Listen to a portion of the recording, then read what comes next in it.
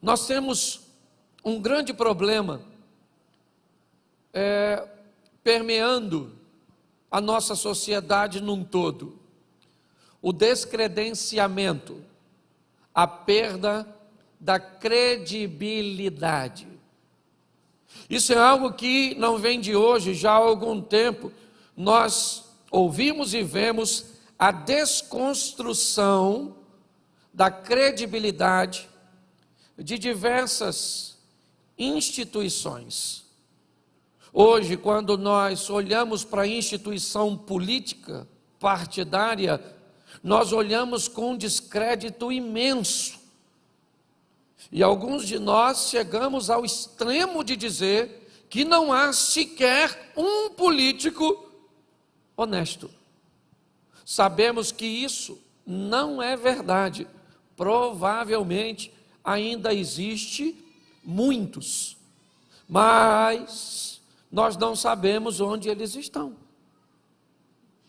Hoje, quando olhamos, por exemplo, para a nossa instituição, que tem por missão guardar a nossa sociedade, ou seja, a nossa polícia, seja na esfera militar, civil ou federal,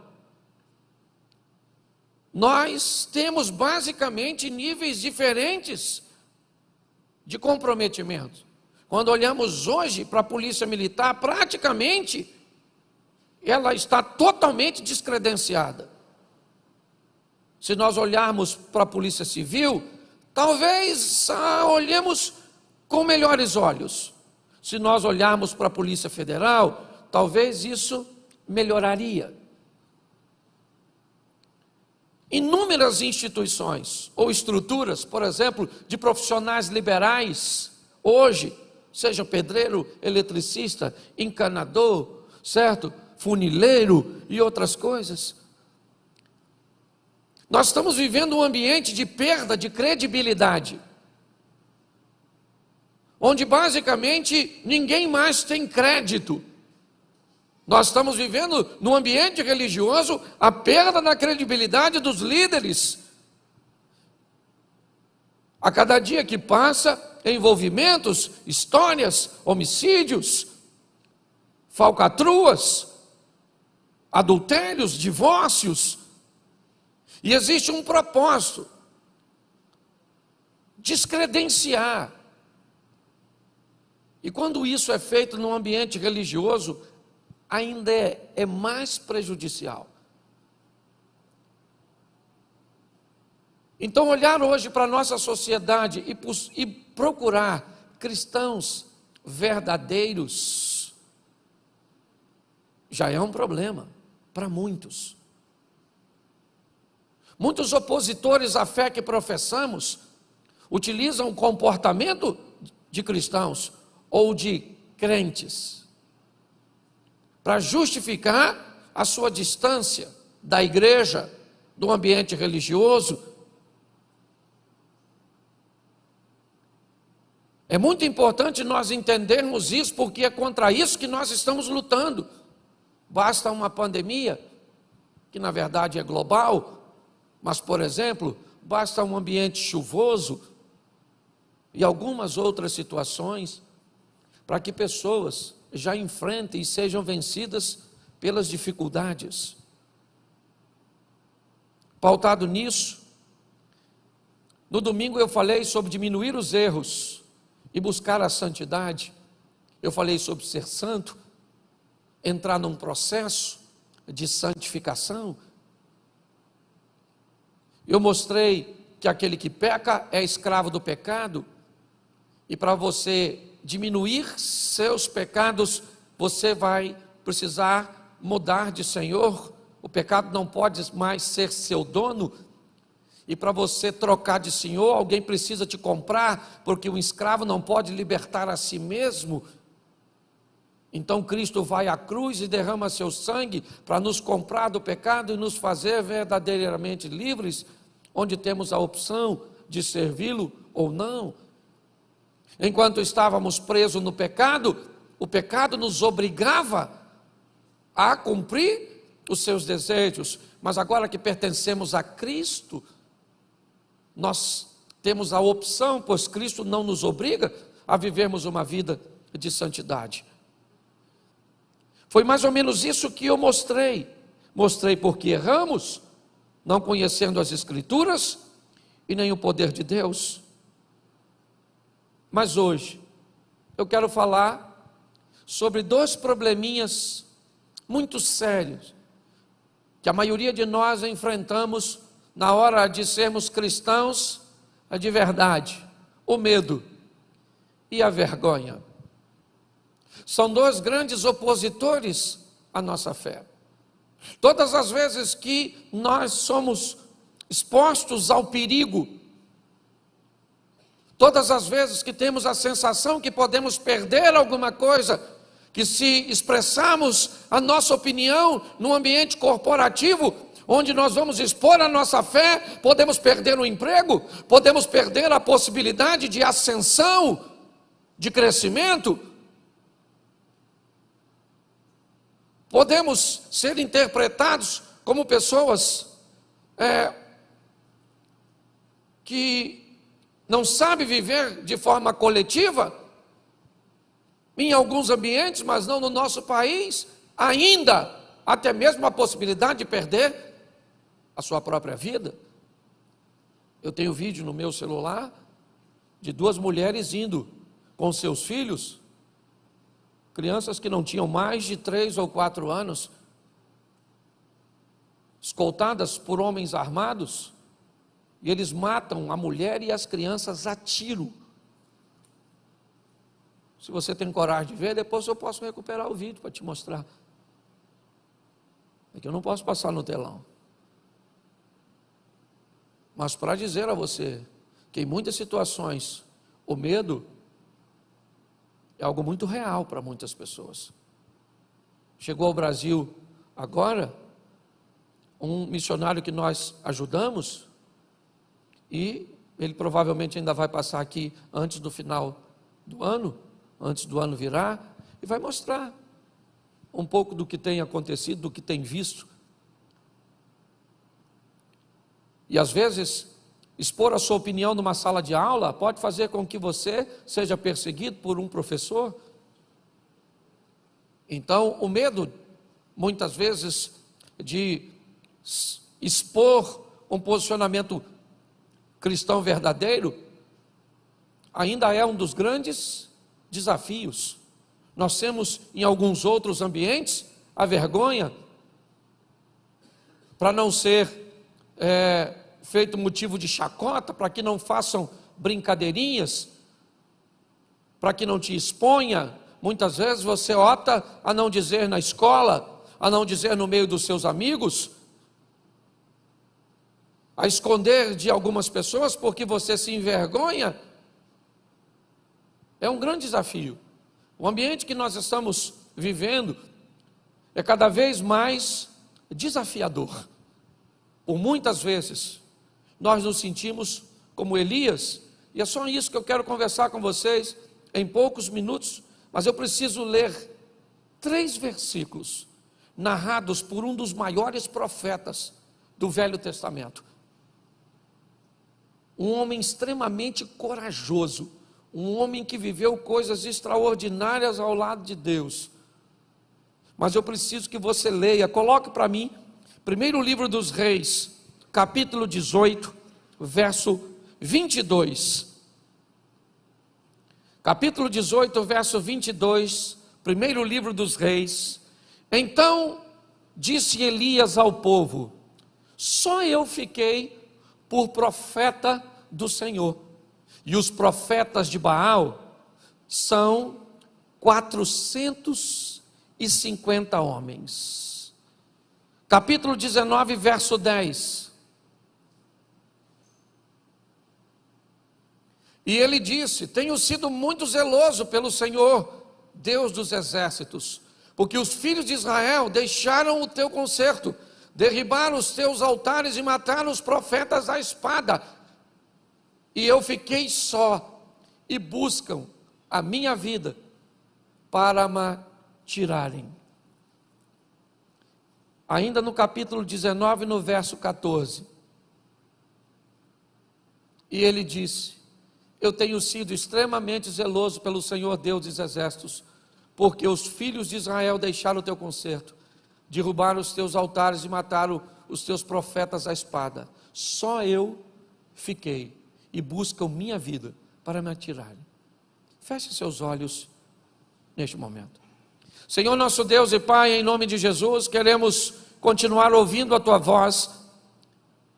E fala conosco, Senhor, que teu Espírito tenha liberdade de agir, que todo medo, ó Pai, porque o verdadeiro amor lança fora todo medo, que toda vergonha, que tudo aquilo que não provém de Ti, ó Pai, saia do nosso coração, e que a coragem, que a segurança que vem das Tuas mãos poderosas, tomem a nossa vida, tome o nosso posicionamento, em o nome de Jesus. Amém.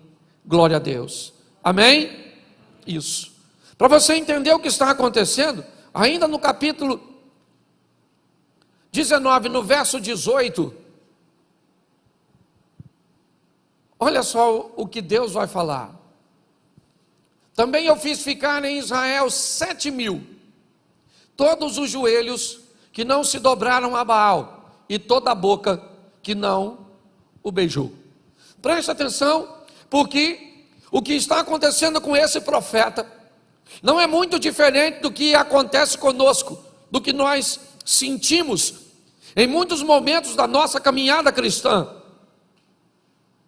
nos diversos lugares que compõem o nosso estilo de vida social.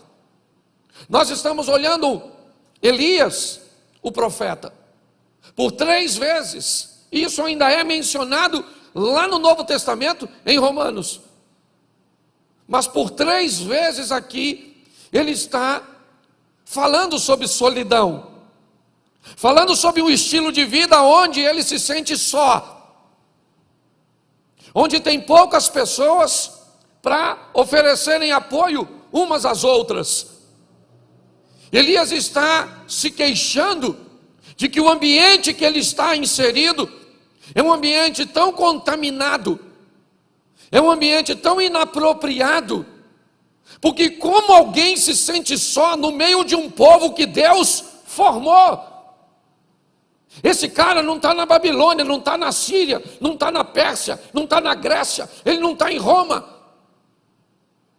Esse camarada, ele está em Samaria. É importante nós entendermos isso. Esse é o território do povo de Deus. Esse é o povo cujo qual Deus entrou com mão forte no Egito para tirar. Essa é uma geração mais à frente daquela que viu os milagres, que entrou em Canaã. Então esse camarada poderia se sentir sozinho em qualquer ambiente, mas não nesse. Esse indivíduo está dizendo: eu fiquei só, num ambiente onde só Baal tem 450 profetas, Azera tem mais 400, metade desse governo é pagão. O rei Acabe é casado com Jezabel, filha de Etbaal, rei dos Sidônios. O que nós estamos olhando é um ambiente totalmente hostil, inóspito, inadequado, que tem por propósito acovardar as pessoas, matarem os profetas, e aqui matarem no sentido literal. Hoje, o propósito também é matar, destruir a nossa fé, a certeza da vitória que Deus nos promete. O que eu quero expor para vocês hoje é que ser um cristão de verdade nunca foi fácil para ninguém, e não vai ser para mim e para você que as coisas vão facilitarem ou vão serem facilitadas. Nós vamos precisar de postura e de posicionamentos, porque muitas vezes você vai olhar para a sua casa e vai se sentir sozinho. Por muitas vezes você vai olhar na sua família e você vai se sentir só. No seu casamento, você lutando sozinha. Pelos seus filhos, você luta sozinha. Por sua vida profissional, você luta sozinha. Você está recheado de pessoas, rodeado de pessoas, perto de você, mas que não estão comprometidas com o mesmo propósito. E pior, você vem para uma igreja, um ambiente onde você esperaria que todos que estivessem aqui estivessem intencionados em se relacionar com Deus de verdade, e você começa a descobrir que não é bem assim, que tem joio no meio do trigo, que tem cabrito no meio das ovelhas, porque não é fácil. Mas nós precisamos pegar exemplos,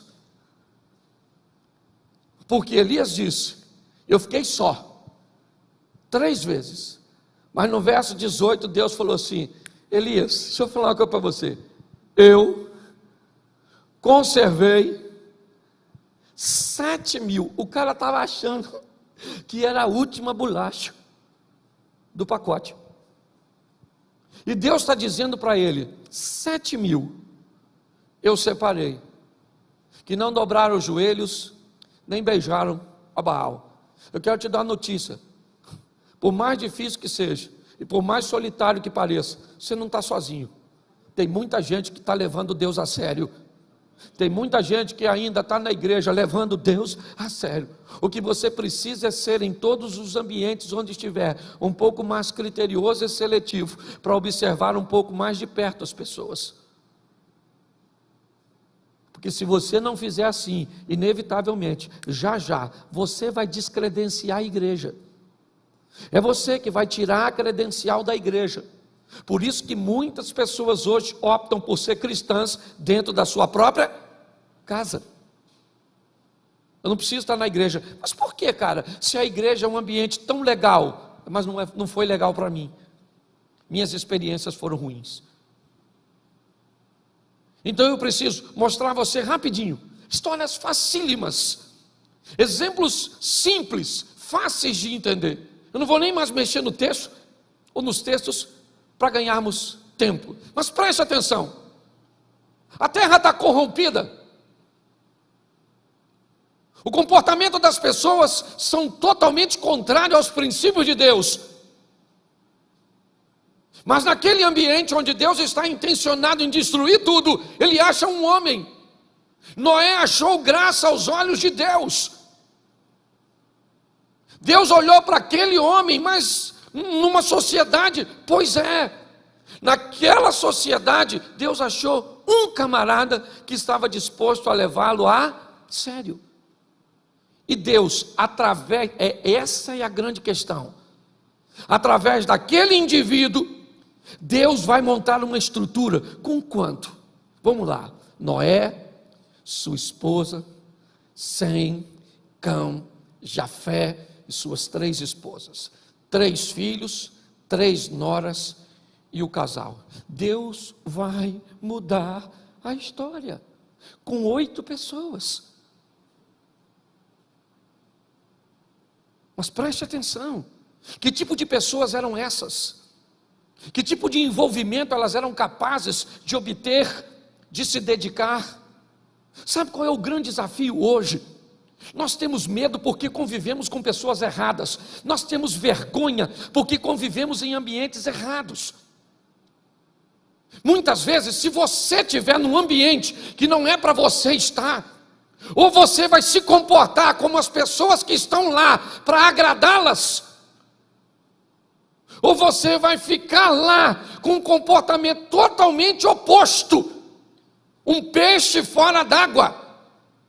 Esses dias um grande amigo meu fez aniversário, e eu não podia deixar de ir, e eu não podia chegar no começo. Ia ser um almoço, eu não podia ir no almoço, eu tinha um compromisso, e eu tinha que chegar lá por volta de 3, 4 horas da tarde. Cheguei em casa de viagem, tomei um banho e fui no compromisso, no aniversário do meu amigo. Não podia deixar de ir, o cara é meu amigão. Quando eu cheguei com o carro no sítio, a música já dizia mais ou menos o que estava acontecendo no ambiente. A música já falava para mim: Cláudio, o que é que tu está fazendo aqui?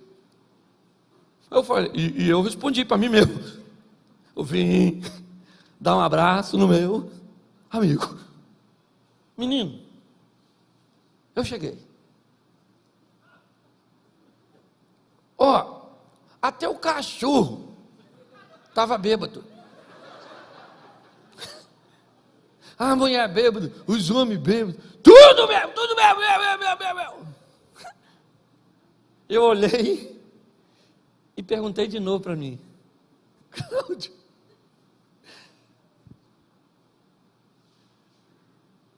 aí vem a turma da foto. Aí é que é maneiro. Tira uma foto aí comigo? Aí eu tinha umas 50.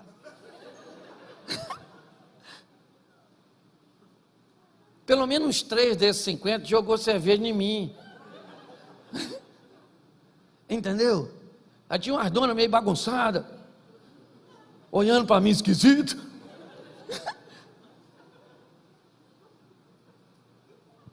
Querido, deixa eu falar uma coisa para você. Eu dei um abraço ao meu amigo e ele estava tão bêbado que eu acho que ele nem sabe que eu fui. Talvez vai descobrir se assistir isso. Aí eu cumprimentei, dei um abraço, comi um pedaço de carne, fiz aquilo. Fiquei uns 30, 40 minutos, onde a maior parte foi de foto. E aí eu pergunto quantas pessoas viram aquelas fotos e devia perguntar: o que é que o pastor Cláudio está fazendo num ambiente desse? Sabe por que às vezes nós não conseguimos ser santos? Profeta Isaías, capítulo 5 ou 6, certo? No ano em que morreu o rei Uzias, eu vi o Senhor assentado sobre um alto e sublime trono. A orla do seu manto enchia todo o templo. Os serafins estavam acima dele, e cada um deles tinha 6 asas, com 2 cobriu o seu rosto, com 2 cobriu os seus pés, e com 2 voavam e clamavam: Santo, Santo, Santo é o Senhor dos exércitos, toda a terra está cheia da sua glória. Então os umbrais das portas se estremeceram com a voz do que clamava, e a casa se encheu de fumaça, e disse eu: ai de mim, que sou um homem de lábios impuros. Por quê? Porque habito no meio de um povo de impuros lábios. Ele disse: eu me tornei alguém de lábios impuros, porque comecei a conviver com gente que não deveria conviver. Mas às vezes para sermos agradáveis, sim, às vezes para sermos politicamente corretos. Esses dias um cara falou assim: pastor, vou falar uma coisa para o senhor, já falei isso aqui. Ó, pastor, vai ter uma festa lá em casa, e eu tenho um montão de parente assim, ó, que não é cristão, pastor, até gosta muito do senhor. E aí, pastor, se não tiver uma manguaça, eles não vão. Entendeu? São gente boa, mas bebe. E eu estou querendo assim fazer uma festa. E olha só, pastor, eu queria que o senhor me autorizasse. Até 11 horas, ninguém bebe nada. Depois de 11, lá no cantinho, preparei lá uma caixa de cerveja só, pastor. É só 4 pessoas que bebe. O que o senhor acha? Eu falei: fantástico. Fantástico, genial, certo? O senhor botou num cantinho a caixa de cerveja, os seus parentes vão lá, a gente boa, depois de tal hora, certo? Você vai respeitar, eles vão beber. Ele falou: o senhor achou? Eu falei: achei legal. Só queria fazer uma pergunta para o senhor. Quando o senhor vai na festa na casa deles, quanto tempo eles ficam sem oferecer bebida para homenagear você? Ele falou assim: homenagear? Eu falei, porque você vai botar lá para recebê-los. Então eu quero saber, de que hora a que hora, quando você vai na festa na casa deles, ele diz assim, não vão beber de 8 da noite até 10 da noite, só porque fulano vem. Ele olhou para mim e falou assim, ô pastor, ele me homenageia nada não? Eu quero é que dane-se. Eu não vou botar nada, nunca me homenagearam, por que eu vou homenagear esse? Se quiser ir, vai. Se não quiser, acabei com a festa. Sabe o que falta muitas vezes em nós? Nós temos medo de nos posicionar. Querido, você está se posicionando a favor de quem? Da palavra de Deus. Você está entendendo? Quem vai garantir esse negócio é Deus. Você só tem que entender que não vai ter muita gente. É pouca gente. Pare de querer ser ovacionado por uma multidão, porque não vai rolar, querido. O mundo jaz no maligno, entendeu? Então, se você vai agir certo, não espere bandeiras. Não. O negócio que vem é perseguição, então é pouca gente. Presta atenção. Olha como é que as coisas funcionam. A Síria invade Israel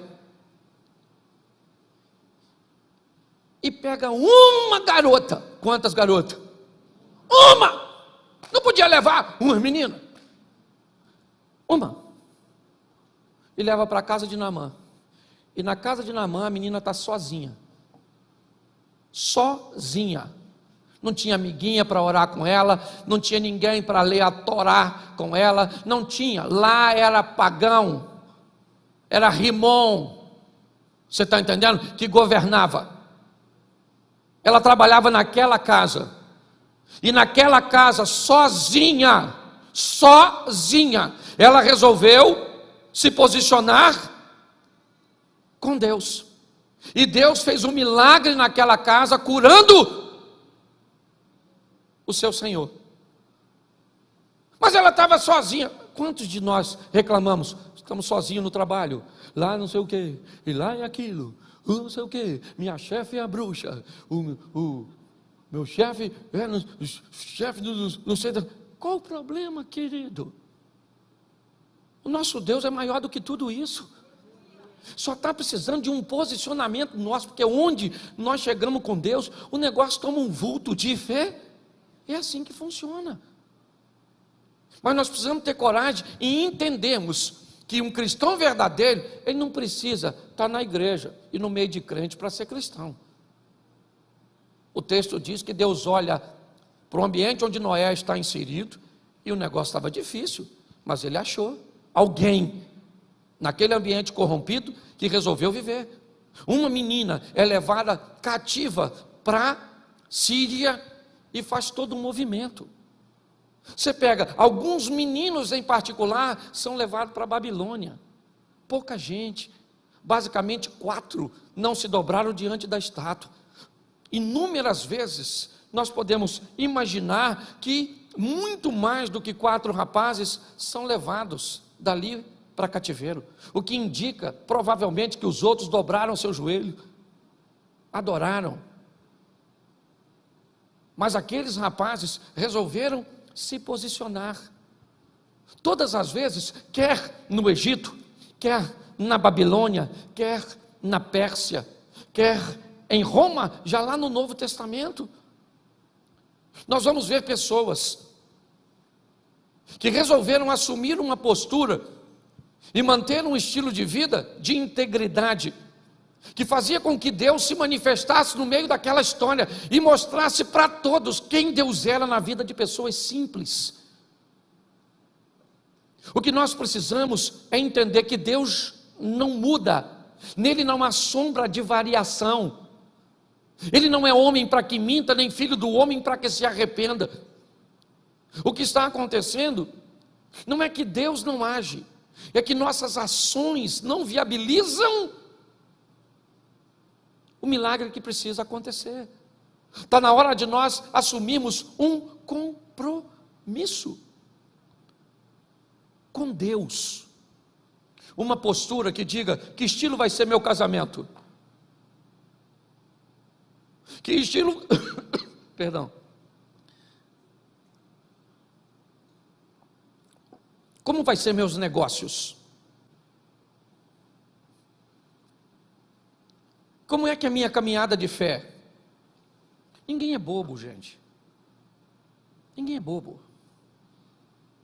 Todo mundo sabe como funcionam as coisas. Vocês estão aqui caminhando comigo, mas está todo mundo de olho em mim. Nas pessoas que sobem aqui. Muitas vezes eu sofro pelo mau comportamento de pessoas que sobem aqui, mas que não tratam bem suas esposas, que vivem debaixo de uma hipocrisia, de que não pagam os outros, e que não vive assim, não vive assim, e pessoas que caminham conosco, porque está todo mundo de olho na gente. E se você pensa que envergonhar a igreja é o pior, não, é envergonhar o Senhor. Está na hora de nós sermos crentes de verdade, de nos posicionarmos para mudar a história da nossa nação, para mudar a história da igreja. Nós estamos precisando viver isso. Ah, pastor, mas é um ambiente desafiador, com poucas pessoas? Sim. Isso é uma grande verdade, mas é possível. E o que isso pode fazer na minha e na sua vida? Criar um ambiente extraordinário de milagres, de resultados extraordinários. Eu não tenho nenhum problema com pessoas que vêm em busca de soluções materiais para a sua vida. Não, nosso Deus é misericordioso, Ele é dono do ouro e da prata, Ele abre portas onde portas não existem, Ele abre janelas dos céus, Ele é um Deus provedor, é o Jirê, Ele é o Rafá, Ele cura, é o Deus de paz, e tudo isso é verdade. Mas a minha pergunta, a pergunta que tem permeado a minha mente é: se Jó, que era um cara igual a mim, que é igual a mim, ninguém vai dizer que Jó era melhor que eu. Não tem essa, irmão. Entendeu? Ninguém. Se você acha que Abraão tinha alguma coisa melhor que você está enganado. Se você acha que Elias, que Moisés, que Pedro, que Paulo, não, era gente igual a gente, igualzinho, não tinha nada de diferente. E por que é que essas pessoas viveram tudo isso? Por que é? Por causa do estilo de vida que resolveram viver com Deus. É só isso. Sabe qual é o grande desafio? É que nós lemos um livro e temos inúmeras experiências alheias neste livro, mas quando chega o momento de transportar essa história para a minha casa, para os meus negócios, para a minha igreja, para a minha vida, para o controle emocional que eu preciso ter, aí parece que tem algum problema, porque parece que isso é uma história é uma ficção, é uma brincadeirinha que eu venho para a igreja para ouvir essas historinhas, e que são muito agradáveis quando fala sobre derrubar gigante, sobre fornalhas, sobre vitórias, sobre campeões, mas a maior batalha que nós temos é contra o pecado. A maior batalha que nós temos é para alcançar a santidade. Aí você olha para um adolescente, não tem força. Você olha para um jovem, não tem força. Ou é medo, ou é vergonha. Aí você olha para um casal, ou é medo, ou é vergonha. Aí você olha para alguém na faculdade, ou é medo, ou é vergonha. Vai numa festa, é medo ou é vergonha. Vai fazer um negócio, sempre as pessoas estão acuadas. Medo ou vergonha estão impossibilitando essas pessoas de viverem o extraordinário com Deus. Nós precisamos hoje assumir um compromisso. E sabe qual é o maior desafio do meu ministério? É que eu estou saindo daqui para pregar as palavras que eu estou pregando aqui, e ninguém quer mais me ouvir.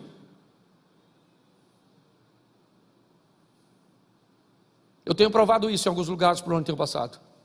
Foi só eu parar de ser engraçadinho, de contar uma historinha engraçada, e eu já virei um cara chato.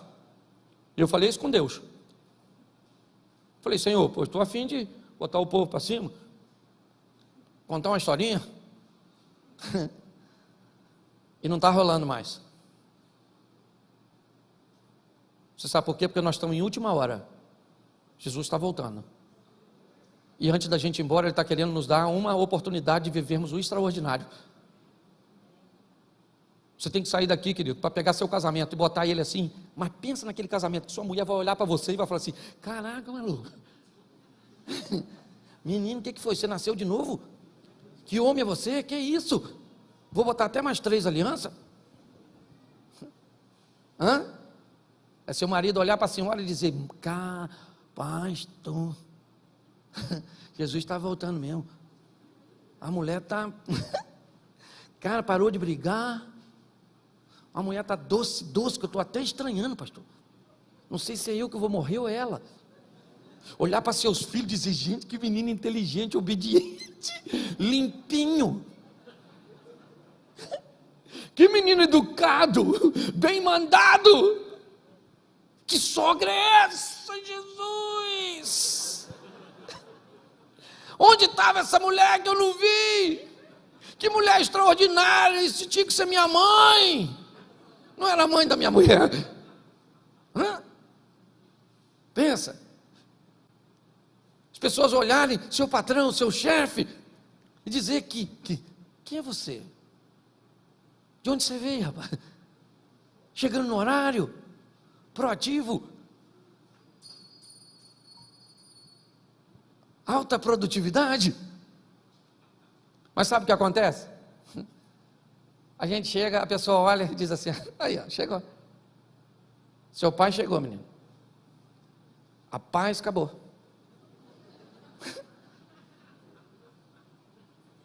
Os meninos estão aí? Tá, por isso que está tudo bagunçado desse jeito. Sua mãe está aí, não está? Pare para pensar. Está na hora de nós vivemos um incrível, extraordinário. Sei que tem pouca gente. Esse montão de gente que está aqui ouvindo, e até tem muito mais talvez na internet, se é que não saíram, uma maioria quando me ouviram falar, porque o assunto não é tão interessante. Pergunto eu, dá para ser cristão de verdade? A pergunta é essa: dá para ser? Dá para fugir do pecado? Dá para olhar e vai dizer: quem olhar para mim vai ver Deus na minha vida? Você sabe o orgulho que eu tenho desse negócio?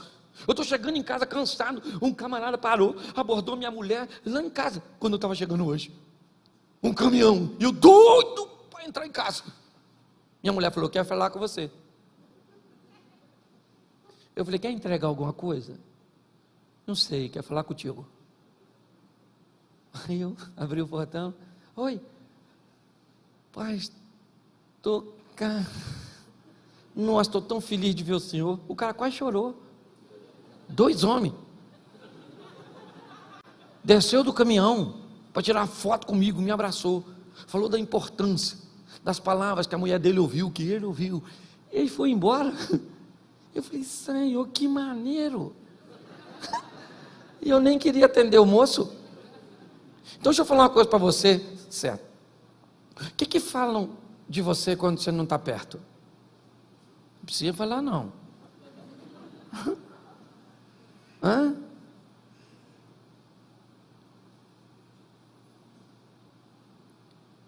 Eu acho que nós precisamos nos posicionar. Cristãos de verdade, cristãos verdadeiros, eles têm medo, sim ou não? Sim ou não? Claro que tem. Eles têm vergonha? Sim ou não? Sim. Mas eles têm que vencer o medo e mostrar quem é Deus.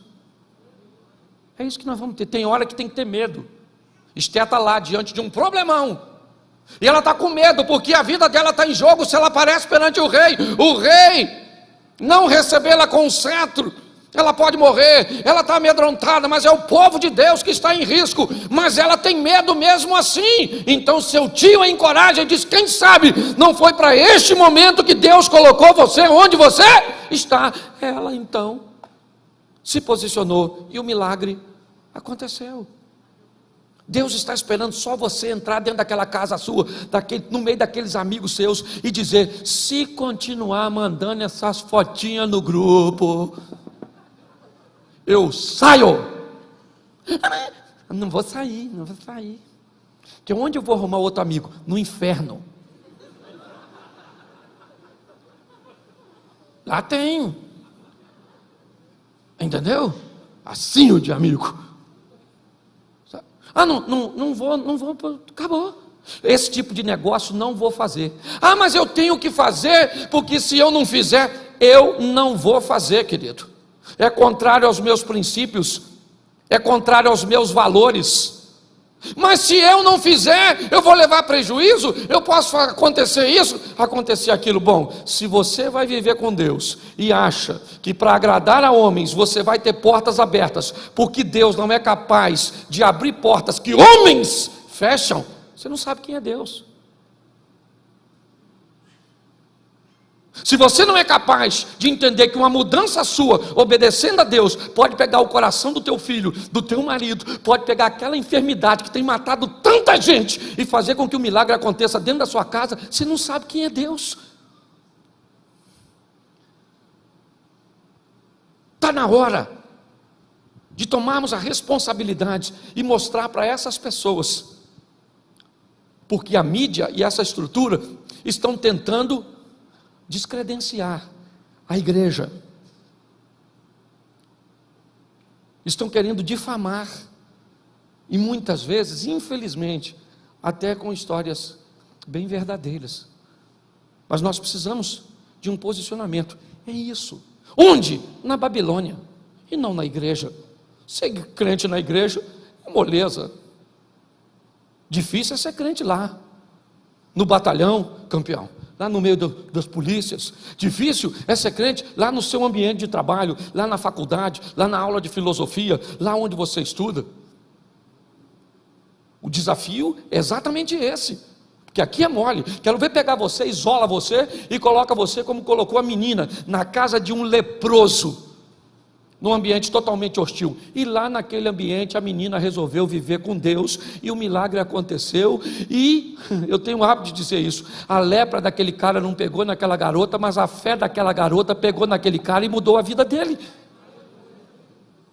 É isso que nós... Agora não, se nós negociarmos, todo mundo vai saber, porque o diabo manda fazer, mas não guarda segredo. Todo mundo vai saber.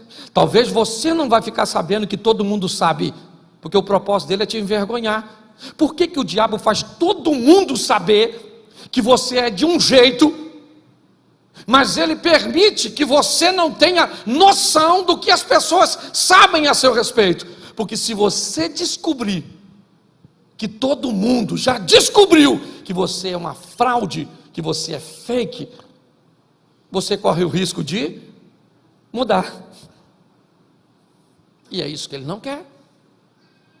Por isso que grande parte das pessoas fala quem somos, não para nós, mas para os outros. A igreja precisa não de mais pregadores. A itinerância está acabando. Pregadores itinerantes. Eu não sei se você lembra, mas alguns anos atrás você passava na Washington Luiz, na Avenida Brasil, e era outdoor espalhado por todos os lados com congressos, expondo 4, 5, 10, 15 preletores. Hoje a gente passa e não tem mais. Sabe por quê? Eu te falo. Homens que saem do púlpito e vão beber cachaça e uísque. Homens que saem do púlpito e vão para prostíbulos. Homens que só sobem no púlpito se receber ofertas astronômicas. Homens que sobem em púlpito e tratam as pessoas que o recebem de qualquer maneira. Homens que sobem para dizer coisas que eles não vivem. Fala de dinheiro, mas não oferta nem dizima. Homens que vão fazer turnês pelo Brasil afora de 20, 30 dias e deixam suas esposas.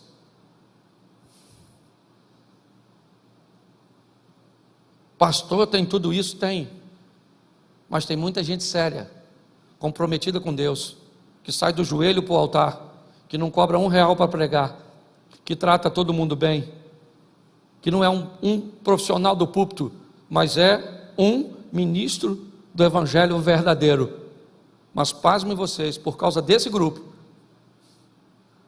o ministério itinerante, e eu posso dizer para você, hoje não sou mais o primeiro a nível de mais convites, mas já cheguei a receber, no auge do meu ministério, mais de 150 convites por dia, para pregar no Brasil e fora do Brasil. Abner caminha um pouco e sabe do que eu estou falando. E sabe o que é isso? Uma instituição sendo descredenciada por um grupo. É isso que nós estamos vivendo. E sabe o que é pior? Estão descredenciando Deus do coração das pessoas, por causa do comportamento de algumas pessoas que se dobram, que negociam, que abrem concessão. O meu pedido a vocês aqui hoje, não de Deus, o meu, é de socorro. É de socorro. Porque o que estamos precisando são pessoas que sejam enviadas, saiam daqui agora. Porque eu estou falando aqui 300 pessoas, 400, talvez.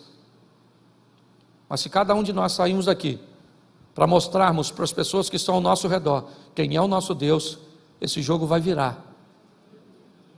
Esse jogo vai virar.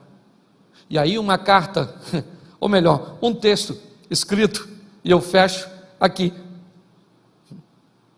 Bem interessante, do profeta Malaquias, do capítulo 3 e o 10, nós usamos muito para falar de oferta, mas eu gostaria de lembrar os irmãos, que não tem problema nenhum falar de oferta nesse texto, mas é só lembrar que esse texto estava sendo direcionado para os sacerdotes e para a liderança. Mas no final desse texto, põe para mim aí, campeão, Malaquias, capítulo 3, verso 17.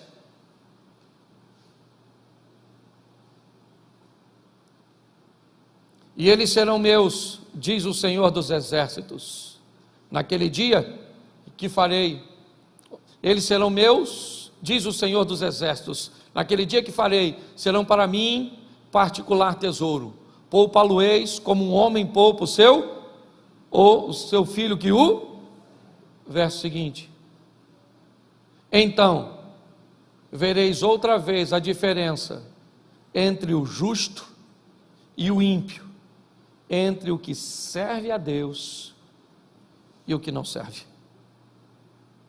Deus não vai tolerar.